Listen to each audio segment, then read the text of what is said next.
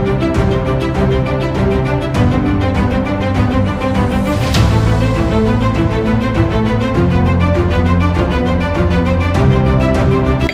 warahmatullahi wabarakatuh. Selamat pagi Bapak Ibu semua. Alhamdulillah kita sudah sampai di lokasi Bukit Paradangan namanya pertama di sini. Kemudian dinamakan juga Batu Mejan. Batu Mejan itu sama artinya dengan lisan gitu, ngambil lisan. Ini sebetulnya adalah penemuan yang tidak sengaja sebetulnya yang dilakukan karena memang ada penambangan clay di sini. Clay itu adalah penambangan tanah liat yang digunakan untuk bangunan atau jalan kayak gitu. Kemudian pada bulan Oktober 2023 bukalah di bawah ini ada batu-batu yang kemudian viral, lalu kemudian kami datang ke sini ada beberapa temuan sebetulnya selain dari pilar-pilar batu yang kemudian dinyatakan bahwa ini adalah bukan atau hasil dari proses alami masa geologi pada masa awal itu karena pembentukan kulit bumi yang mendidih. Nah, persoalannya adalah kita tidak menolak itu, tapi ada beberapa temuan lain yang menunjukkan antara lain ada lubang atau tusuk batu, ada perkakas yang sepertinya mirip dengan ladiang, pada ladiang, lalu ada mirip dengan pisau, tadi ada sampelnya kami bawa. Tetapi yang tusuk batu itu posisinya dulu sih itu ditinggalkan. Tapi hari ini saya belum lihat apa ada atau tidak. Di lokasi ini ada batu-batu besar yang tonggak batu itu yang ada batu goresnya, ada hiasannya. Yang kata geolog itu adalah sangat alami sekali. Tetapi kita bandingkan dengan beberapa temuan yang ada di Sumatera Barat, ada yang sebetulnya batu gores yang bekas batu asahan. Ada yang dibentuk sedemikian rupa, gitu. Ada yang mirip dengan apa yang ditemukan di Mahat, menjadi menir di Mahat. Oke, yang jelas tumpangan budayanya kemudian ketika masa Islam, periode Islam, batu ini dipakai untuk nisan, makam. Kapan mulainya Islam masuk ke Minangkabau saja kalau dihitung menurut Hamka itu abad ke-7. 7 Masehi. Tapi kalau dihitung dengan pertemuan-temuan Syekh Burhanuddin misalnya dengan di Samarkand itu atau di Anof dengan Syekh Burhanuddin itu sekitar abad 16-17 lah. Nah, sekarang ini kalau dibawa ke hukum Undang-Undang Cagar Budaya 50 tahun saja yang sudah warisan budaya itu sudah dianggap sebagai cagar budaya gitu. Hari ini kita anggap sebagai ODCB, objek yang diduga cagar budaya. Bahwa lokasi ini adalah sebuah tinggalan geologis sangat benar, tidak bisa kita ingkari. Tapi kemudian ditumpangi oleh peradaban, itu yang akan kita buktikan. Peradabannya masa prasejarahkah, masa Islamkah? Nanti kita ambil kesimpulan secara bersama. Intinya adalah tidak di sini saja kita temukan, ternyata ada di Bukit Lipe Batu Kain namanya. Itu sekitar 2 kilo dari sini. Tapi mendaki bukit. Kita naiknya nanti dari Lubuk yang putih, tapi yang putih. Kita jalan dari bawah agak berapa meter, kira-kira 1 kilo juga jalan ke atas, baru dari Tapian Putih itu naik kita ke atas ya kita 1 kilo atau 1,5. Di situ ada 3 lokasi. Lokasi pertama batunya berdiri lurus. Itu sepanjang 100 meter ya ada kayak. Di sekitar itu ada yang rebah, ada yang seterusnya. Tapi saya dengar ada pula yang terakhir ada stone pilar itu yang berdiri sekitar setengah jam perjalanan lagi ke atas Pak katanya. Tidak ada rimba di situ, tapi di situ ada sabana. Saya belum melihat itu, nanti kita buktikan kalau memang kita sempat ke situ.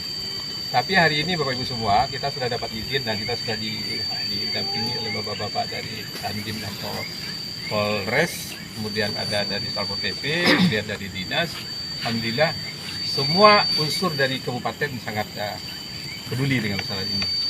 Nah, kita berharap dari bapak-bapak Pak Didit dari geolog, Prof. Cecep dari arkeolog, dan Ibu Mahirta dari arkeolog juga untuk mengambil kesimpulan nanti kira-kira seperti apa. Saya tidak akan intervensi, silakan beliau-beliau menjudge nanti seperti apa. Tapi yang jelas potensi yang sangat besar di sini adalah bisa menjadi geopark. Belum lagi kita bergabung dengan geocultural park gitu. Geoheritage, geokultural. Di situ ada geosite-nya saja sudah menjadi potensi besar. Sudah banyak dijadikan oleh geopark oleh orang. Tapi ketika digabung dengan kebudayaan, dia menjadi lebih kuat lagi gitu. Belum lagi ditambah dengan biodiversitasnya. Saya perkenalkan satu persatu peneliti hari ini, Prof. Cecep dari Universitas Indonesia, Dr. Didit dari Gajah Mada, geolog, Ibu Dr. Mahirta dari Gajah Mada, arkeolog, ada Dr. Wilson Noverino dari biolog dari Nusa Andalas, kemudian ada Pak Dr. Khairil Anwar dari ATL tradisi lisan. Jadi semua tentang cerita-cerita rakyat hubungannya dengan tradisi yang ada di Bukit Mejan ini, beliau akan menyerap nanti, termasuk juga menyangkut dengan cerita rakyat yang menyangkut dengan hutan yang ada di sekitar ini gitu. Misalnya cerita tentang Bukit Bunian, cerita tentang Kudu Omeh, nah seperti itu. Cerita orang yang dilarian Bunian dan seterusnya. Tapi jangan kita Bunian hari ini ya, takut kita jadi sampai KT ya. Jadi Bapak Ibu semua, itu yang saya bisa gambarkan bahwa wilayah kita ini punya potensi besar untuk jadikan geopark. Maka pemerintah daerah menyambut ini dengan baik. Kalau kesimpulan kita nanti sama mendukung kita, mari kita sama-sama mendukung juga untuk diusulkan menjadi kawasan geopark, geokultural heritage park, kayak gitulah. Ada gabungan dengan 3. Gabungan itu antara warisan kebudayaan, warisan geologis, warisan diversitas binatang hayati dan seterusnya. Jadi nanti akan didata juga tumbuhan apa yang ada di sini, binatang apa yang ada di sini, endemiknya apa. Tadi kemarin kita dengar cerita juga ada Kaborimbo di sini, yang sudah sekian lama dan digembalakan oleh Bunian gitu. Sangat menarik ceritanya. Banyak itu adalah warisan budaya yang harus kita lestarikan, budaya benda dan wisata benda. Kira-kira seperti itu Bapak Ibu semua. Kalau ada tambahan dari Pak Dadim atau Pak Polsek, silakan. Baik, Assalamualaikum warahmatullahi wabarakatuh. Waalaikumsalam warahmatullahi wabarakatuh. Selamat pagi dan salam sejahtera buat kita semua. Baik, terima kasih Pak Profesor yang telah memberikan waktu dan kesempatan kepada kami selaku pengamanan dalam kegiatan penelitian. Yang pertama yang perlu kami sampaikan, di sini kita terdiri dari berbagai tim untuk kesehatan dan keselamatan dan kesehatan kita. Masing-masing tim tentu bertanggung jawab siapa aja yang dibawa anggotanya kan. Nanti kan kita minta nih berapa jumlah kita melaksanakan kegiatan hari ini, tentu nanti pulangnya. Ya, sebenarnya itu juga pulang. Itu juga kan, kalau ada yang pulang kan tentu kita catat, kita tahu. Masalah ini daerah baru mungkin bagi ibu-ibu. Kalau bagi kami, insya Allah kami sudah sering sini. Bagi yang baru yang kami takutkan, yang jelas datanya lebih baik, kita tahu. Kemudian yang kedua, dalam pelaksanaan kegiatan ini, Bu, sama-sama kita ketahui penelitian kita medannya terjal. Mari sama-sama kita perhatikan betul faktor keselamatan dan kesehatan kita. Meleset sedikit salah-salah, patah-patah juga badan kita. Jadi kita sama-sama berdoa, mudah-mudahan selalu diberi kesehatan dan keselamatan.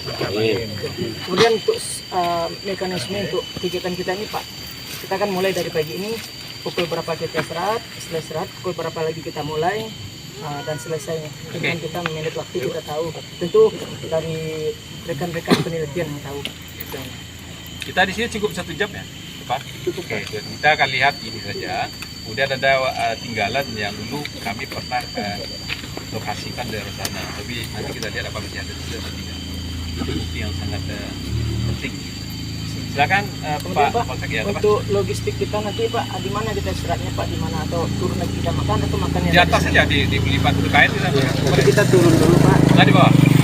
Nah, sekarang di lipat kain kita makan. Oh, berarti kita setelah ini turun lagi ke lipat kain lagi. Kita. Berarti 2 tempat ya Pak ya? 2 tempat. Jadi ini sekitar 1 jam kita di sini. Jadi sekitar jam 10 lah kita off-nya ya. Lalu turun ke bawah. Lalu arah ke batu lipat kain gitu lagi. Nanti dilipat batu kain itu kalau bisa sampai jam 12 sekali bagus, kita bisa naik, kita konsumsi siang. Oke.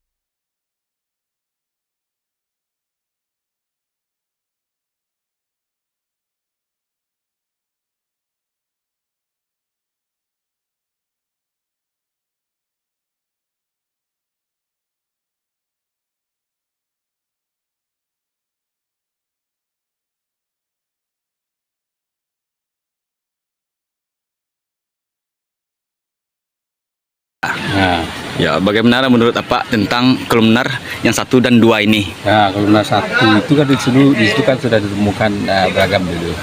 1 apa namanya, warisan dari geologi.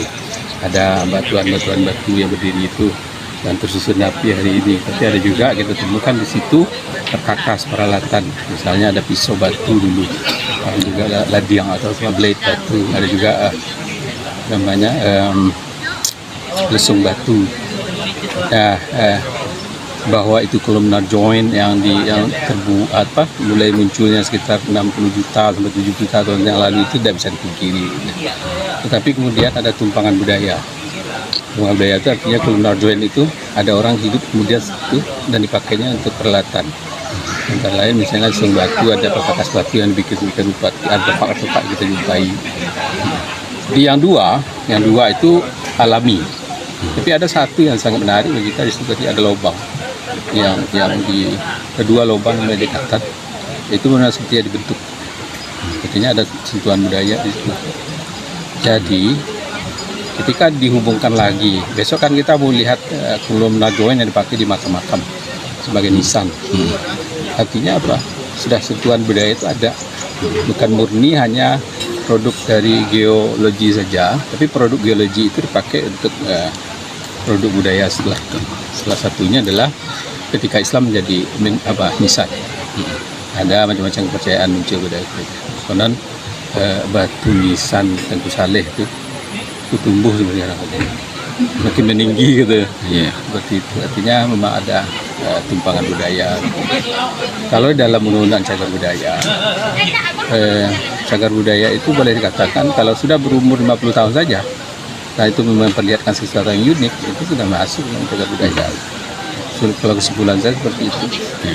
Ya, belum berubah dari ini.